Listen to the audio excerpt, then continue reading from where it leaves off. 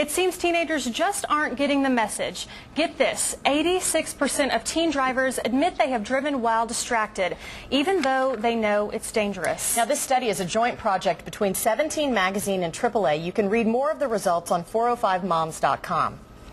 Absolutely. Here's how teens in the study justified their distractions. 41% think the action will only take a split second. 35% don't think they'll get hurt. 34% say they're used to multitasking, and 32% don't think anything bad will happen to them.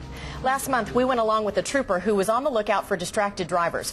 Our crew drove next to a young woman for miles. She never even noticed the trooper's car because her eyes were really just on her phone. Eventually, Lieutenant Brown pulled her over. How distracted do you think you are when you drive? Usually whenever I get down the road and I realize I've been looking at my phone, I can't remember anything from where I drove from. I say that vehicle's about a 3,000-pound missile that goes in excess of 65 miles per hour. And I don't care if you're the best multitasker in the world. It is impossible to do things other than devote your full time and attention to driving and maintain safety. Now, beginning November 1st, drivers in our state who are distracted and driving unsafely can actually be ticketed.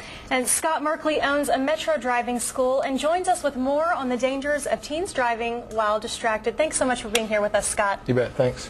All right, so when we hear about distracted teenagers and driving, we immediately think of text messaging and the cell phone, but there are a lot of other distractions, aren't there? Sure. You know, and every time we start a class, we'll have kids in and kind of ask them some of the things that are going on, and text messaging is just one of them, whether they're on the phone, eating, kids in the car. You know, there's in-the-car distractions as well as outside. I remember when I was starting to drive. By the way, I took driving school from Mr. Merkley, so it worked out well. No crashes, no accidents yet. But I just remember my mom not allowing me to have my cell phone on, no radio. I mean, zero distractions, at least for a little while. Right, and that's important. You know, when the kids first start driving, they're nervous. There's a lot going on in their head to begin with. And so the more we can eliminate, you know, the better off they're going to be when they first start driving. Kind of focus on some of those important things. What do you tell these first-time drivers?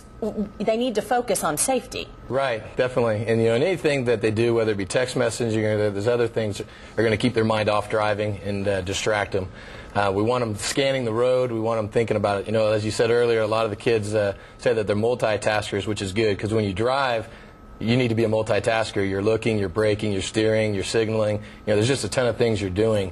If if you're on the phone or any other thing, it just takes our mind off what we should be doing. How do you really get them, though, to stop texting? I mean, I see adults out there texting, which is an awful example to set, but everybody's done it. Right. I mean, it's quick to point the finger at the young drivers and new drivers. Actually, some of the new drivers probably a little more focused on driving, but everybody they see is on the phone texting, and so it's just a matter of time before they start adding more and more to it, what they're doing.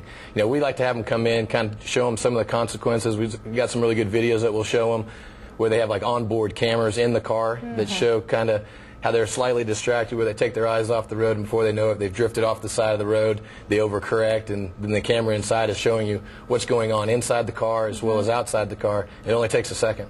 Okay, so what are some tips for parents? How can parents help their kids to be better drivers? Yeah, definitely set up some guidelines for them when they first start driving. No phone usage, no texting, minimize the radio so that they can hear and be more focused.